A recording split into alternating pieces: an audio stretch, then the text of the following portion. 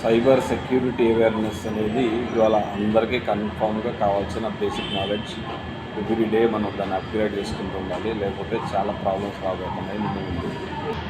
మనం సోషల్ మీడియాలో ఏ పిక్చర్స్ ఏ వీడియోస్ మనం షేర్ చేస్తున్నాం, ఒకవేళ ఏమన్నా ఇన్అప్రోప్రియేట్ ఉంటే కనుక మీరు ఏదైనా ఫారెన్ వెళ్ళాలన్నా, ఏదైనా job profile higher level job కొట్టాలన్నా ఇందులో డెఫినెట్గా దాని ఇంపాక్ట్ ఉంటుంది.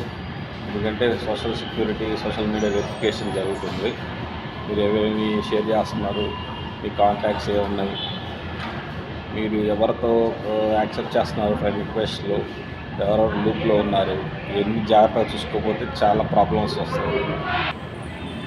మన బిజినెస్లో కానీ ప్రాపర్ సెక్యూరిటీ సిస్టమ్స్ లేకపోతే చాలా ప్రాబ్లం అయిపోతుంది. ఇన్ఫర్మేషన్ థెఫ్ట్ అవుతుంది, ఐపీ ఇన్ఫర్మేషన్, ఏదైనా సెక్యూరిటీ ఇన్ఫర్మేషన్ కాంపిటీషన్ కానీ వేరే వాళ్ళు దాన్ని థ్రెట్ చేయొచ్చు.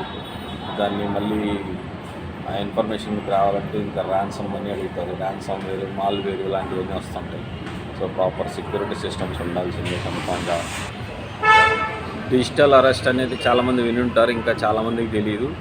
మీరు వీడియో కాల్లో వాట్సాప్లోనూ ఎవరో కాల్ చేసి మిమ్మల్ని డిజిటల్గా అరెస్ట్ చేశాము, మీ పిల్లల్ని మేము వాళ్ళని కిడ్నాప్ చేశాము, వాళ్ళు ప్రాబ్లమ్స్లో ఉన్నారు, ఇంత మనీ ఇవ్వకపోతే మీకు ప్రాబ్లం అవుతుంది అనేసి చెప్తారు. కోర్టు సీన్ కూడా క్రియేట్ చేస్తారు. అచ్చం కోర్టులో ఉన్నట్టే వాళ్ళందరూ పోలీసులు లాయర్స్ అందరూ ఉన్నట్టు చూపిస్తారు. మీరు ఆఫ్ చేస్తే కనుక మీ మీద క్రైమ్ నోట్ అవుతుంది, ఎఫ్ఐఆర్ నోట్ అవుతుందని చెప్తుంటారు. సో ఎటువంటి డౌట్ ఉన్నా, ఏదన్నా ప్రాబ్లం వచ్చినా కన్ఫామ్గా పోలీసుని అప్రోచ్ అవ్వాలి. ఓటీపీస్ షేర్ చేయమంటుంటారు, కొన్ని ఫేక్ కాల్స్ వస్తుంటాయి. సో జాగ్రత్తగా ఉండాలి. అది నిజమా కాదా, ఓటీపీస్ షేర్ చేసేటప్పుడు కొంచెం జాగ్రత్తగా ఉండాలి. తెలియని లింక్స్ క్లిక్ చేయకుండా ఉండటం బెస్ట్. మొబైల్స్ ల్యాప్టాప్స్లో కూడా కొంత పర్సనల్ ఇన్ఫర్మేషన్ మనం ఆఫ్ చేసినా కానీ రికార్డ్ అవుతాయి అన్నారు. కొన్ని మాల్వేర్స్ అవి ఎంటర్ అవుతాయి.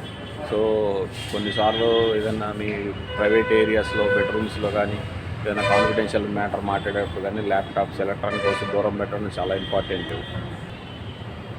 ఎప్పటికప్పుడు వీటికి సంబంధించిన అవేర్నెస్ అప్డేట్ చేసుకుంటూ ఉండాలి. ఎటువంటి మోసాలు జరుగుతున్నాయి చాలా జాగ్రత్తగా ఉండాలి.